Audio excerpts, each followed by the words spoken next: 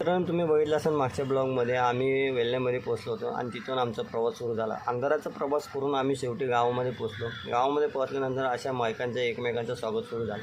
चला म्हणलं आता का आपलं कोण स्वागत नाही करणार आहे, म्हणून म्हणलं चला आता वर ब्लॉग बनवूया. बघतो तर काय आजी घरामध्ये मस्त स्वयंपाक करत होती. स्वयंपाकात तिने बनवलं होतं गावण आणि चिकनची भाजी रेडी व्हायला वेळ लागत होते. तर बघितलं, म्हणलं घरं बघून घेतलं. घरामध्ये असे लाकडाचे मोठमोठे बांबू आणि वाशा होत्या आणि मस्त गारं वाटत होतं. पुण्यामध्ये या टायमाला तर लयच गरम होतं, काय सांगायचं तुम्हाला. आणि तेव्हा स्वयंपाक बी झाला होता. स्वयंपाकच्या पूर्वी यांचं हे ऑप्शन चालू होतं, कारण ही भावी नवरी बाई आहे, हिचं पण आता लग्न होणार आहे 25 तारखेला. तर हिचं जे ऑप्शन करत होते, हे आजीने ऑप्शन केलं. त्यानंतर त्यांचे काकू का मावशी ही आहे, त्यांनी पण ऑप्शन केलं. त्यानंतर सगळेजण आम्ही बसलो जेवायला.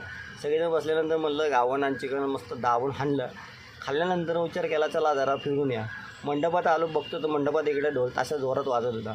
चला मग मित्रांनो, तोवर तुम्ही व्हिडिओला लाईक आणि चॅनलला सबस्क्राईब करा.